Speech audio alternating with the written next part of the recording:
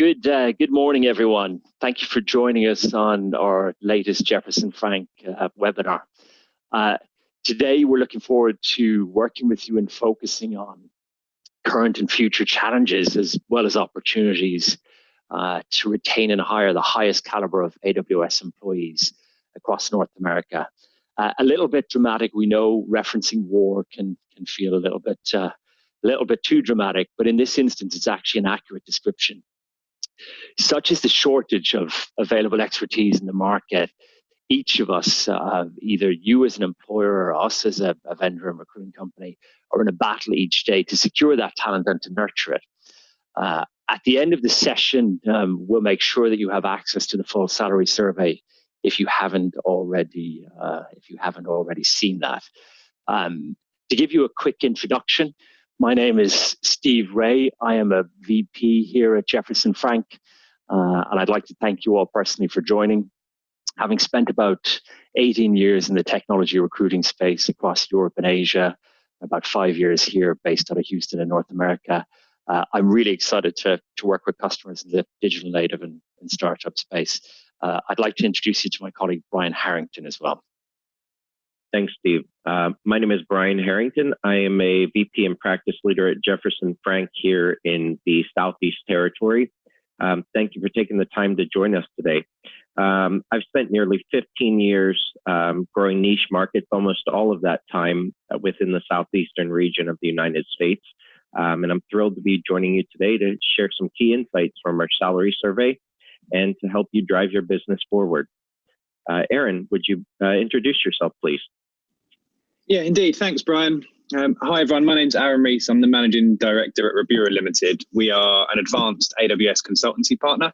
We've recently been awarded AWS's Rising Star Partner of the Year. And I'm very pleased to be invited here by Brian and Steve today, and hoping I can provide some pretty interesting insights as both the voice of the customer and of the partner. So looking forward to it.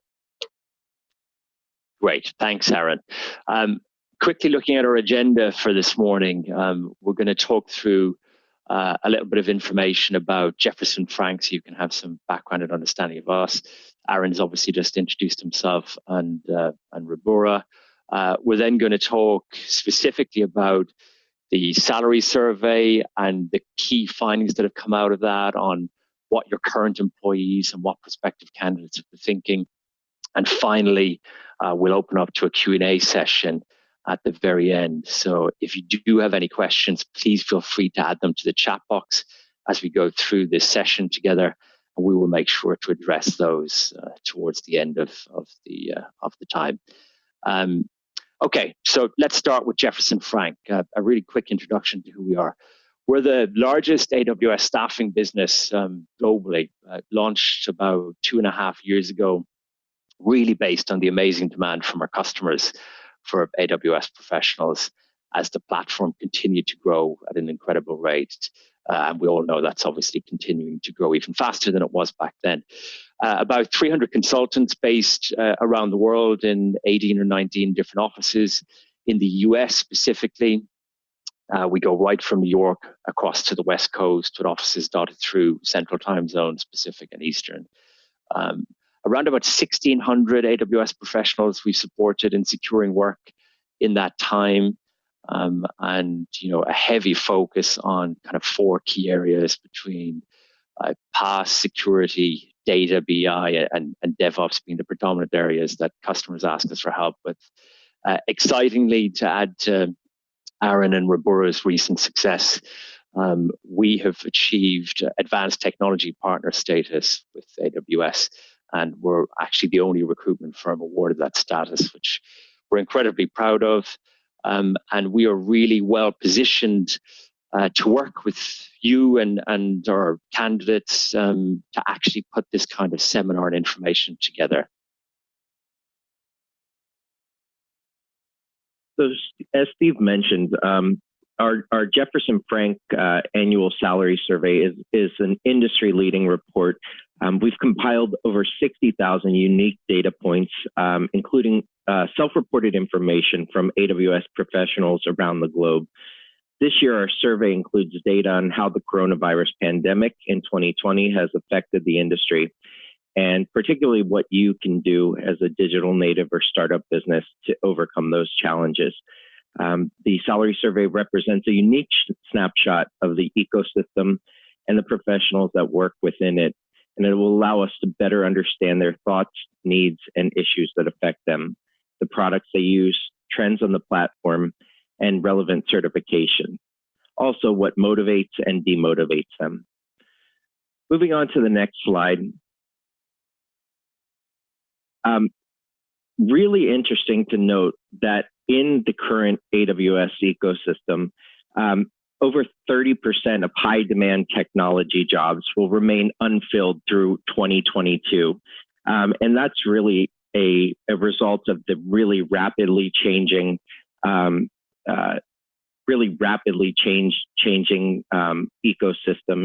We're seeing really, really large changes in terms of, modern workplace, AI, Internet of Things, cloud adoption, and really customers are unable to innovate fast enough. So even during COVID, when some of these highest, most in-demand roles were posted, over 13,000 cloud jobs during this time were still unfilled. I'd like to pass it over to Steve. As I mentioned, I cover the Southeast territory. Steve, are you seeing any kind of regional differences within the Central Time Zone and Pacific Time Zone? No, I think a very similar challenge, Brian. Yeah, shortages of candidates across most of our skill sets and large volumes of interviews to attract one or two people who are skilled to the level that you're looking for.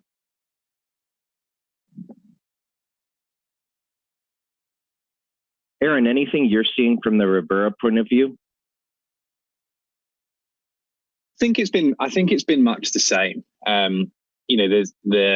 We'll go on to talk about culture, I'm sure, but I think, from a partner standpoint, that's the biggest change we're starting to see here.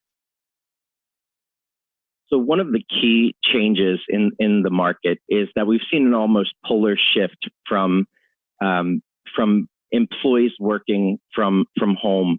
Now what we're seeing in the kind of post-COVID era is that we have over 3/4 of employees currently working from home. As a digital native or startup business, you're in a unique position to really fully embrace remote working, to give you greater access to deeper talent pools, and really expand your footprint in the market. Our salary surveys indicated to us that about 62% of the AWS professionals are satisfied in their current role. And what that means for you as a digital native or startup is that it may take longer to attract and secure the best talent in the market. What this indicates is the market is extremely sticky. And so you as a digital native or startup are in the position to uniquely craft your strategy to address those challenges. Aaron, what has Rebura been able to do to leverage work from home in this new reality? Yeah, it's been a really interesting year, actually, as I'm sure it has for many people listening in. As with a lot of startup companies, we were very keen when we started out, and we were actually founded in 2017, so not too long ago. We were very keen to establish a culture.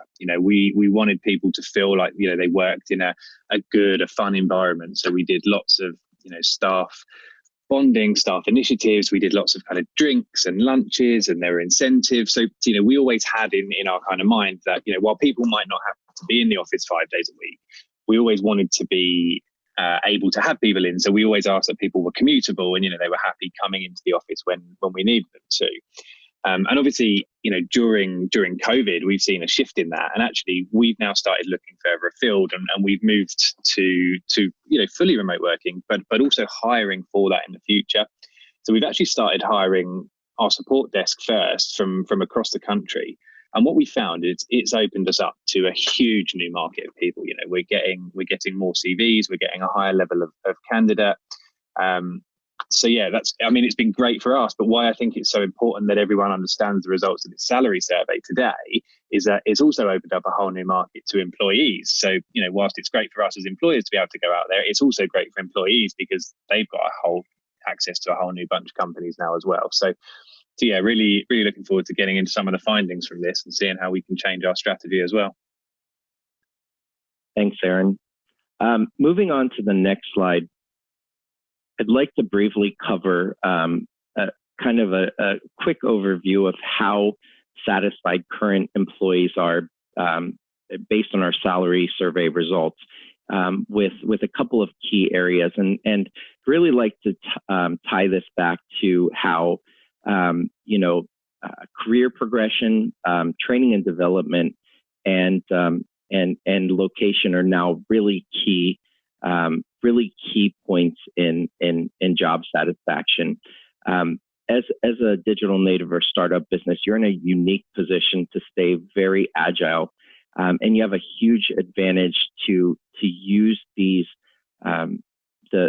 insights as a way of really crafting your talent strategy. Work-life balance, career progression, training and development. These are overtaking the conventional wisdom that salary is king.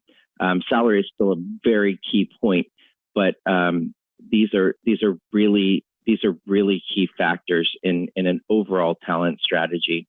So one of the things that we really noticed that's very interesting is that the percentage of respondents who told us that they're indifferent about their jobs is almost 1 in 4.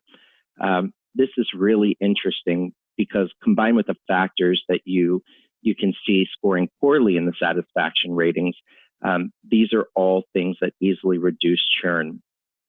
Our employees might feel indifferent because they can't see room for career progression, or because they feel like they've been stuck in doing some of the same tasks for quite some time. So supporting training and development and really outlining their upward possibility for career progression is really something that could be a key factor in your business's ability to improve this. Moving on to the next slide.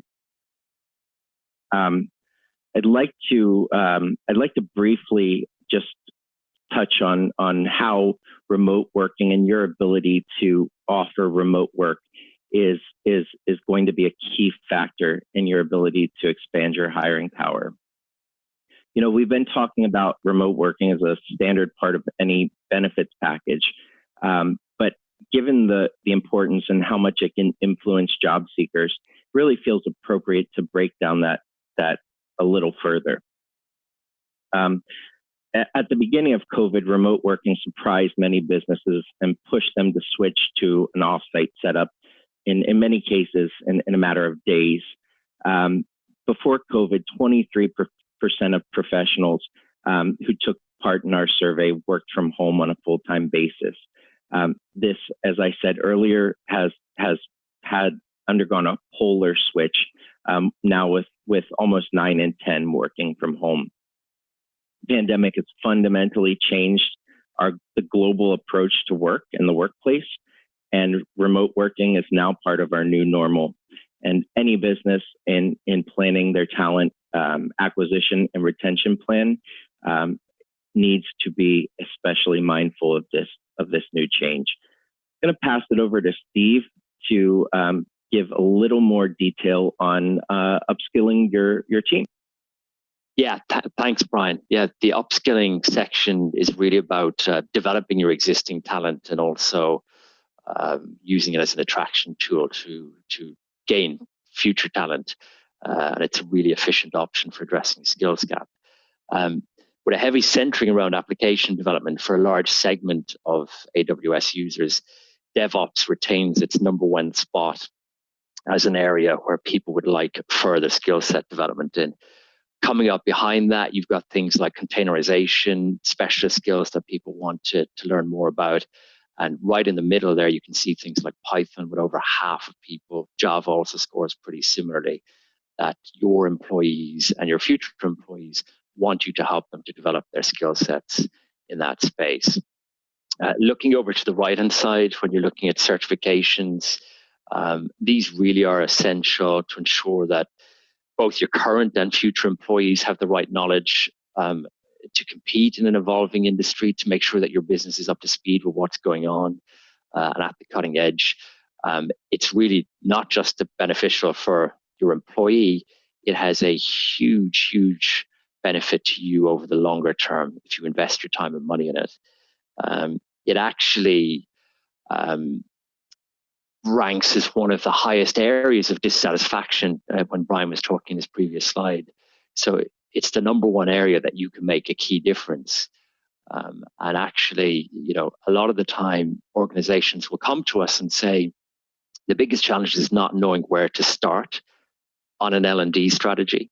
And that holds people back. So it's not their unwillingness to invest in their employees. It's actually thinking, well, how do I do it?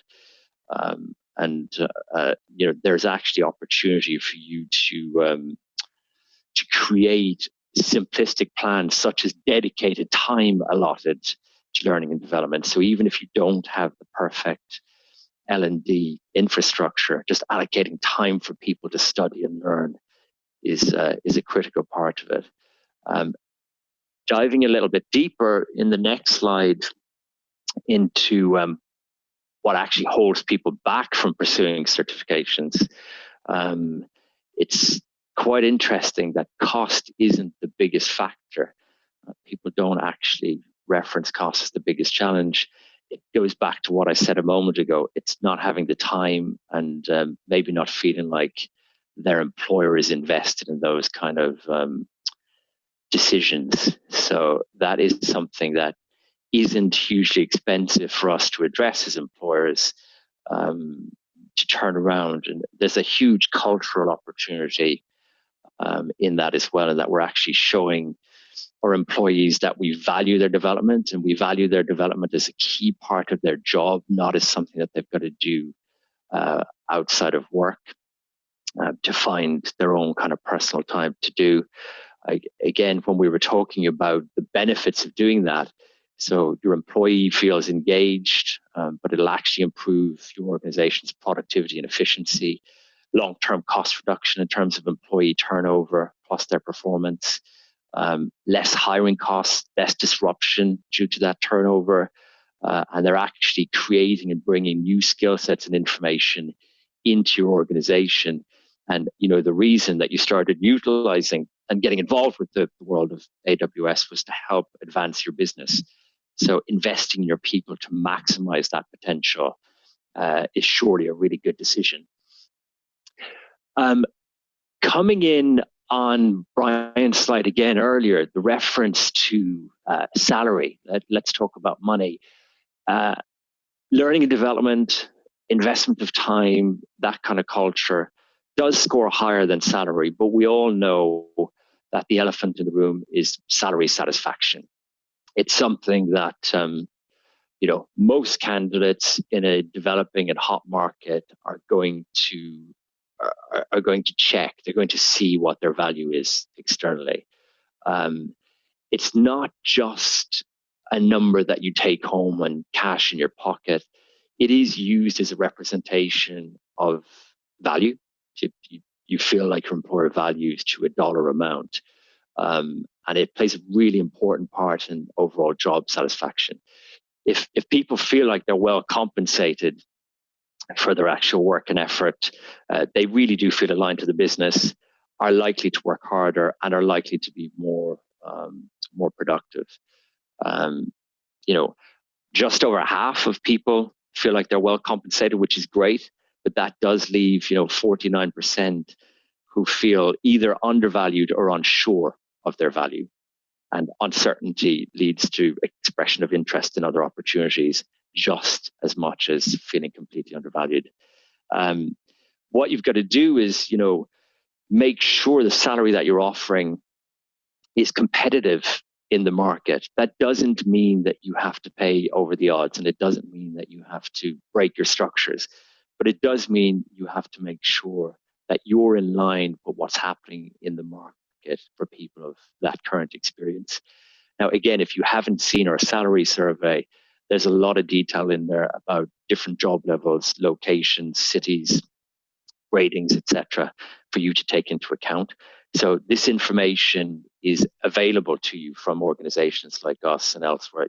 You don't have to come up with it yourself to make these decisions. And I'm going to pass back over to Brian again to talk about people leaving jobs. Thanks, Steve. So as a digital native or startup business, let's assume that you've gotten your salary strategy locked up, and underscoring what Steve said, your salary strategy is obviously a key factor. While competitive pay and benefits are still very important to your overall strategy, we discussed earlier how career prospects and new challenges rate highest in the reasons why people leave their jobs, according to our 2021 salary survey. In digital native and startup organizations, it's really important to realize that your key tech hires are more often than not change makers and key stakeholders in your business. And as such, their personal development is really something that should be top of mind in any growth and retention strategy. Aaron, can you provide any color around kind of the needing new challenges part and what you're seeing from your perspective? Yeah, absolutely. It's been noticeable, actually. I think it's obviously important to note AWS is still relatively new, right? And people are looking to gain as much experience as possible across all areas. Do people just want to use the basic infrastructure, the EC2 and S3? Well, probably not. So what we've seen is that we're getting asked more and more in interviews, how are you innovating? How are you helping your clients move forward? Are you using containerization, AI, ML, even Amazon Connect and IoT, we're getting asked about more and more. And so are our clients. And actually what we've seen recently is a real trend, especially among startups and digital native businesses, is actually letting people be a bit freer outside of, the constraints of their job. So perhaps giving access to a sandbox or a dev environment where, people can play around and they can test out some different bits on AWS. Whether it's going to go to production or not is almost irrelevant because you're just helping people stay on top of the latest technology, and who knows, they might come up with something that really does suit your environment. So by giving people time to play around, it's really helping them feel like they're getting more exposure, so they're moving themselves forward, and it might end up going to production and moving the company forward as well. Thanks so much, Aaron. I'd like to move on and briefly discuss a really key part of any digital native or startup strategy, and that's your approach to equality, inclusion, and diversity. In our most recent survey, roughly 40% of survey respondents felt that their organization either didn't have a clear policy around inclusion and diversity, or weren't sure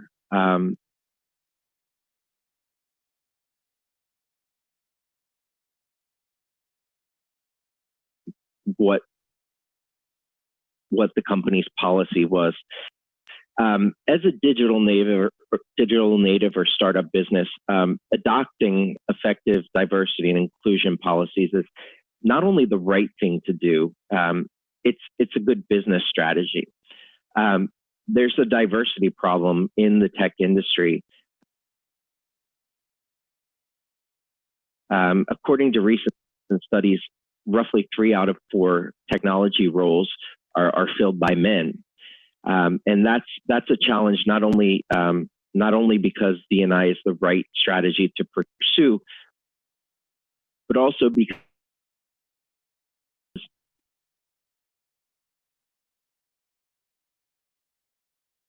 access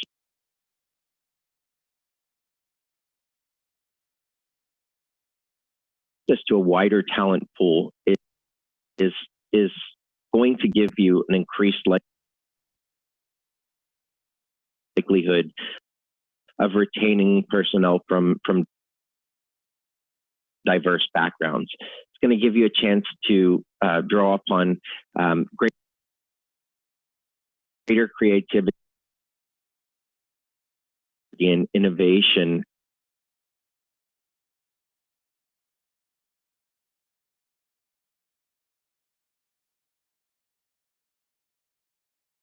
and to pull from a mix of different perspectives. It's going to give you a chance to really blend people of different backgrounds and experiences, approaches. It's going to help you tackle problems from a wide range of angles. So there should be a combination of education for employees and a real visible commitment from the top down to ensure that your workforce feels appropriately represented, and to ensure that D&I initiatives are not just being put into practice, but that it really is a central pillar for everything that your organization does. This includes, not just obvious focuses, but also, addressing things like unconscious bias and recognizing barriers to change, and also setting up a plan for accountability and measurement of results. I'd like to pass it over to Aaron to talk a little bit more about AWS hiring trends and to give you some insights for 2021 and beyond. Yeah, thank you. I think it's interesting, and we've spent a lot of time internally working on what we believe is key, and we've spent a lot of time talking to our clients about how we can help them. And one of the things that we keep circling around to is the setup, the security of people's AWS accounts. More than ever, people are coming in and wanting to work in a secure environment, and more than ever, we're seeing new people being brought on, and it's so crucial that we're able to actually control our accounts. Whilst we hire people, we need to be bringing them into a secure and good environment. We've already spoken about how important it is that people are working with the latest technologies, and it's equally important that they're working with secure technologies. One of the things that we've been doing lots of recently and working with our clients a lot on is the well-architected framework in AWS. Now, the well-architected framework is a set of best practices that AWS have compiled from internal knowledge, but also the knowledge of customers and partners. Important to note, it's not a rule book. It's a set of guidance that you need to make work for your organization. And it's really important to take on these principles before you scale. We all know how quickly startups and digital native businesses can take off. And once you're really far down the road with your production environment, it's hard to go back and make sure all this is in place. So what we're finding is that people want to work in good environments that follow and implement and develop good and best practices. So the well-architected framework from AWS focuses on these 5 pillars that we've got in front of us. So it's operational excellence, which covers the ability to run and monitor your systems to deliver business value. So that's making sure that all your processes are in place. Similar with reliability, which focuses on actually the ability to recover your infrastructure. So if anything goes down, have you got the right systems to auto heal? And then it also looks at security, which is probably the biggest focus for every single customer. So, the ability to protect your information. For most companies, their information is key to their business. So, this pillar is really key, and it looks at everything from IAMs to ports being open and really making sure that everything is in place. But what's great about this well-architected framework is at the moment, AWS are offering free money to get your system well-architected. So, if you go to a partner like Rebura and have a well-architected framework review, what you'll get is a list of high-risk items at the end of it. And AWS actually offer you $5,000 per production workload to fix a quarter of these high-risk items. So really, really important. And I think one of the biggest trends for us that we're seeing is people asking us about security, how they can be set up to scale in 2021. And I think, for everyone on here, that's a real consideration alongside your next hire, is how you can make sure you're well architected.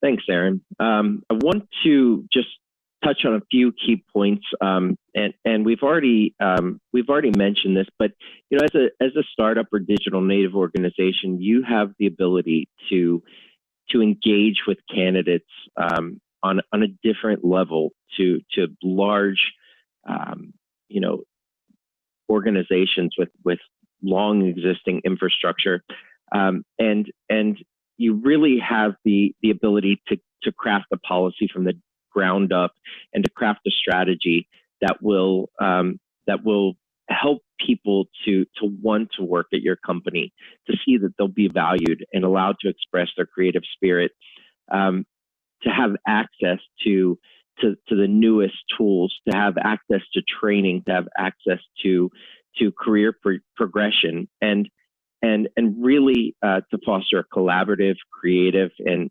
innovative environment. You also have the chance in a lot of cases to talk about equity, to talk about share options. We mentioned this briefly in a previous slide, but you know, due to the size and kind of where you find yourself on your journey, you have the ability to really address some of these key opportunities, and to really speak to a candidate pool in a way that maybe a large organization will call them Goliaths, for lack of a better term, in this presentation. You know, you have the ability to really attack those opportunities and to craft a really well-rounded acquisition and retention strategy. I'd like to move on and kind of start to wrap things up by covering just a few three key takeaways from this presentation. You know, first off, we want to circle back to what's your working strategy. Remote working and flexible hours have always been hot topics in the recruitment world, but this year's events have brought them to the forefront. The end of 2020 feels light years away from where we were, you know, heading into our offices almost a year ago. But now that the initial phase is over, we have a chance to leverage, you know, work from home strategies to increase flexibility, autonomy, and ultimately, you as a startup or digital native business have the ability to use this autonomy to really open up the opportunity to access those deeper pools of talent. Secondly, we've seen the importance of training and development. You know, investing in your team's growth will pay off. It will reap dividends for your company. And we've seen that AWS professionals are hungry for that knowledge. They're eager to get their hands dirty, and they're really invested in their jobs. They want to be exposed to the latest tools and products. They want to continually learn, and they want to keep track of their development and the direction their career is heading. This is often the perfect trait to have in employees, but you want to be aware of the role that you play in keeping them stimulated and in providing an environment where they can ultimately continue to flourish in your company rather than in a large organization with years and years of infrastructure. Finally, we discussed hiring from diverse talent pools. You know, it's really important to understand when you're crafting your benefits and your benefits package that you really want to consider how you're going to attract and retain the best talent. We talked a little bit about diversity and inclusion, about the ways that you can leverage the benefits of a diverse and unique workforce, and you know, ensure that your environment is inclusive to your employees' needs, and not just to one specific group. So I'd like to transition now to the Q&A portion of our presentation. We really appreciate you having joined us today. And we'd like to use this opportunity to address some of your questions and concerns.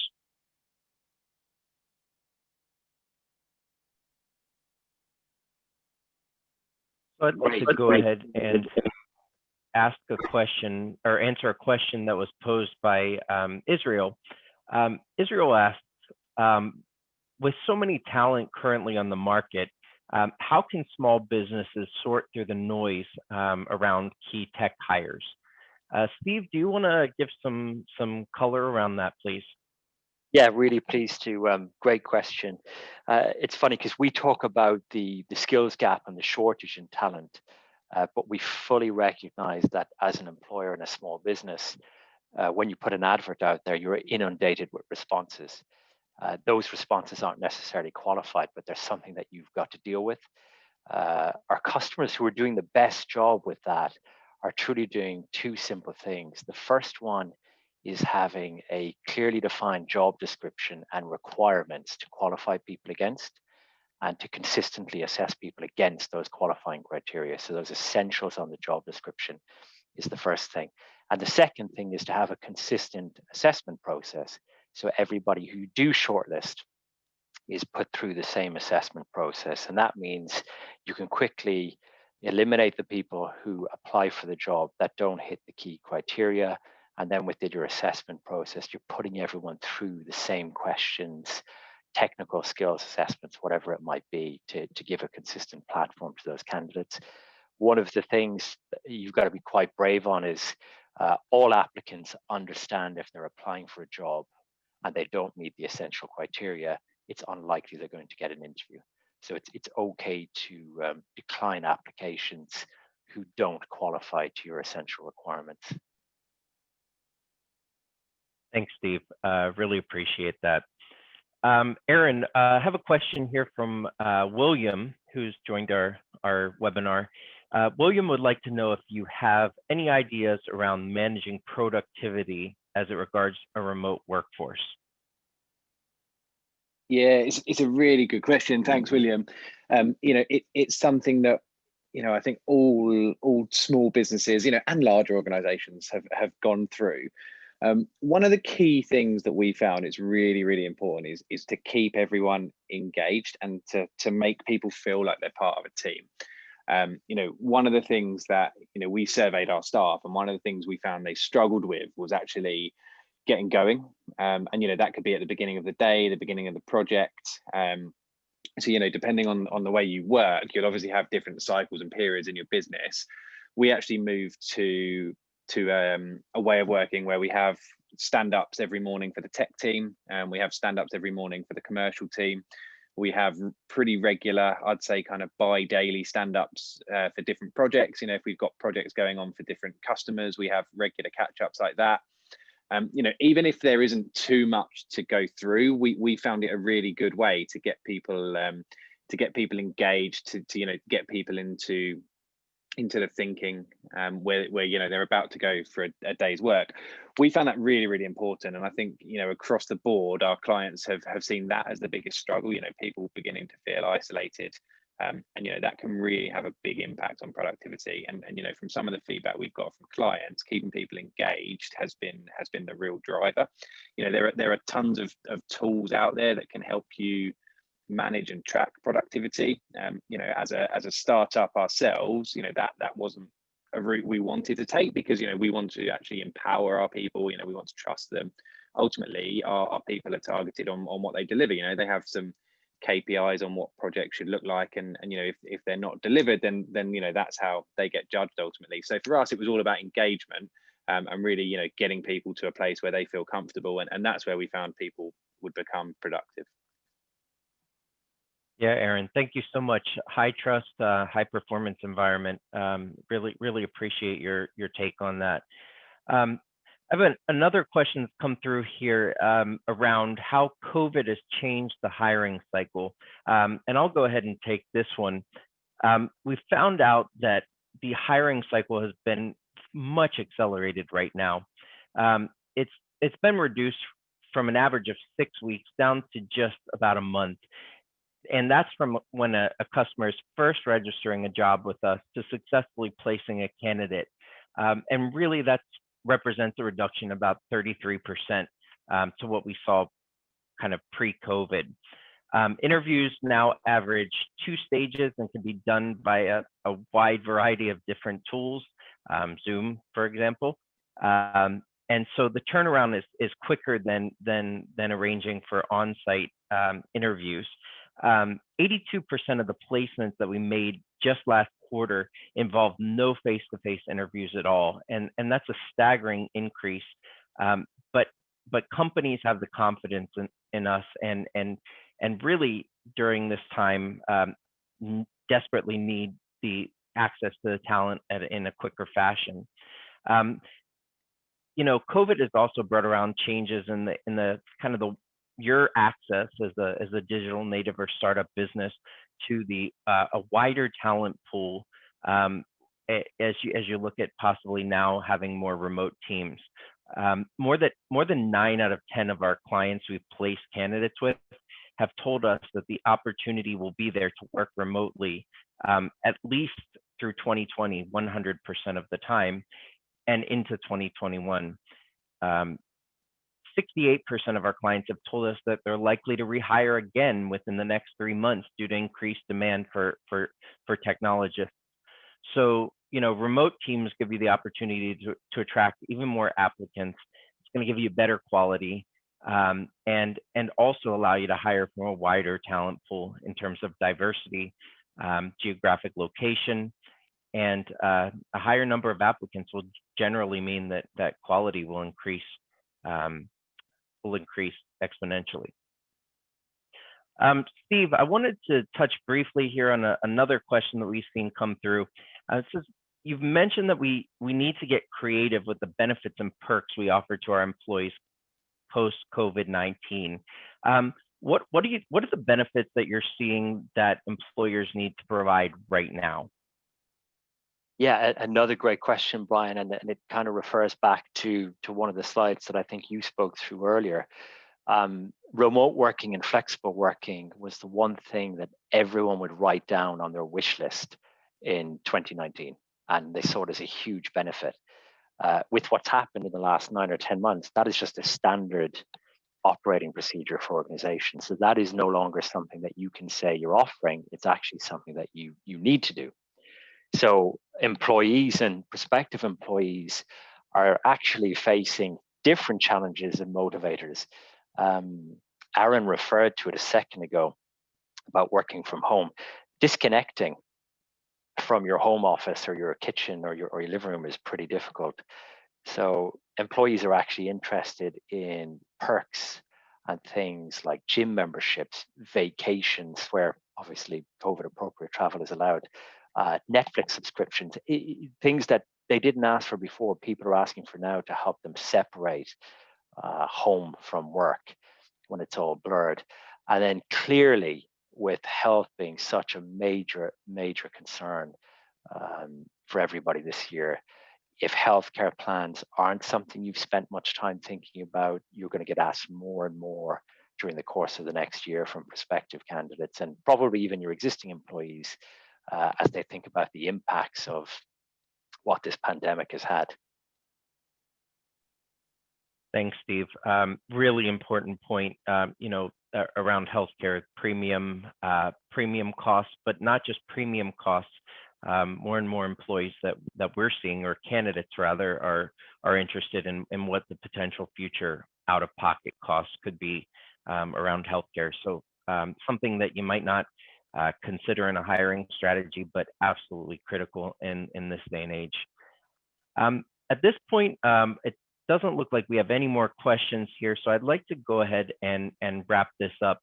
I just want to mention that we are always busy scheduling future online events, and we'd love to encourage you to keep updated with the latest news from Jefferson Frank.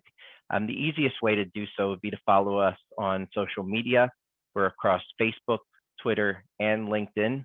And not only do we share Jefferson Frank events on our social media, but we also post links to really helpful resources, tips, and many other useful links for those in in the AWS ecosystem. So thank you so much for joining us today. It's been our pleasure. Have a great rest of the week.